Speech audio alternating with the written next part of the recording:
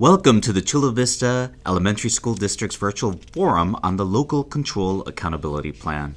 Your attention to Lcap is so critical as we enter a new age in how we educate our kids and how we receive funds from the state.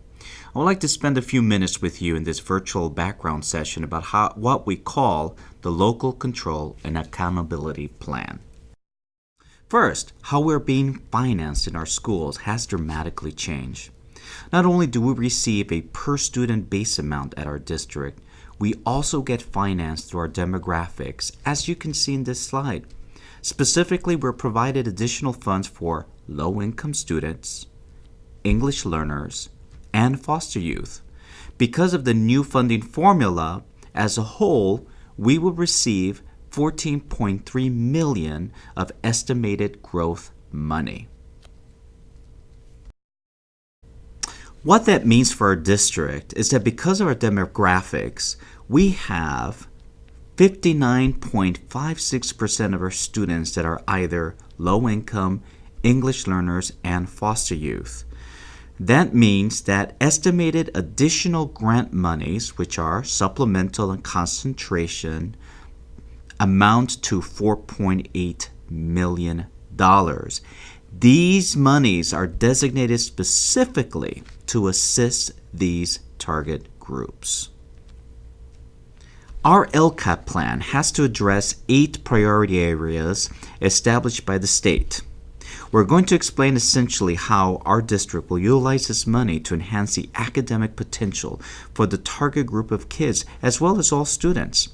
As you can see on this slide, the 8 priorities areas range from student engagement to basic services, school climate, student achievement, parent involvement, implementation of Common Core state standards, accessible courses, which for us includes expansion of the arts, and other student outcomes.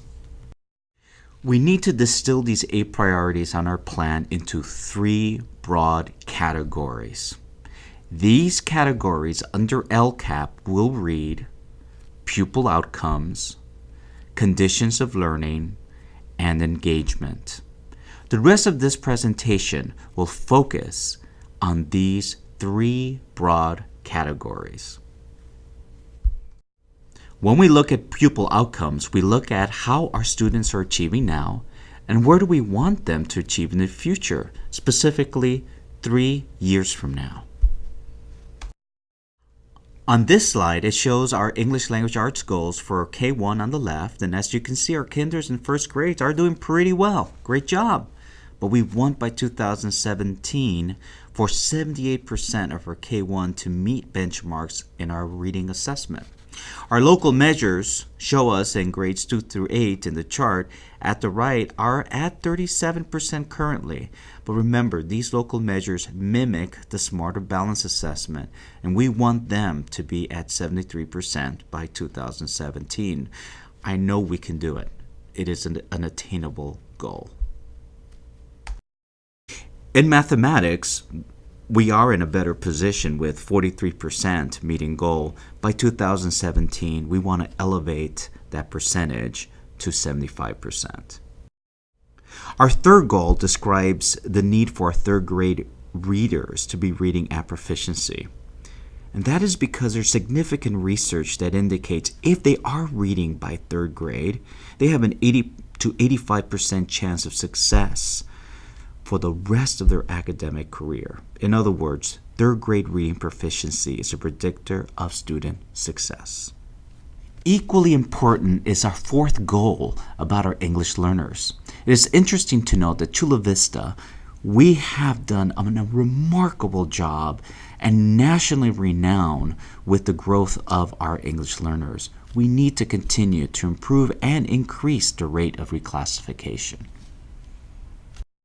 Under the broad category of engagement, we also have specific goals identified, but it's not just about student engagement, but parent and community engagement as well. Our first goal asks us how to improve access to services for both students and families. But remember, it's not only in academics, but also on the social, emotional, and physical well-being of our critical stakeholders. Goal 2 is about how we ensure students are engaged in relevant, motivating, more personalized learning experiences. Goal 3, we want to ensure our learners are able to meet the rigors of 21st century technology, that students have the skills necessary to meet college and career demands. The final broad category I would like to discuss is conditions of learning. As you can see in this slide, there are 3 goals. The first goal is how to ensure that our teachers have access to the materials that are aligned to the new Common Core. It is also critical to ensure how we provide professional development for our teachers to implement best instructional practices. And as a district, we want to continue to recruit or retain A players, which are the highest caliber of employees. In this next slide, our goals discusses system-wide access to services and support.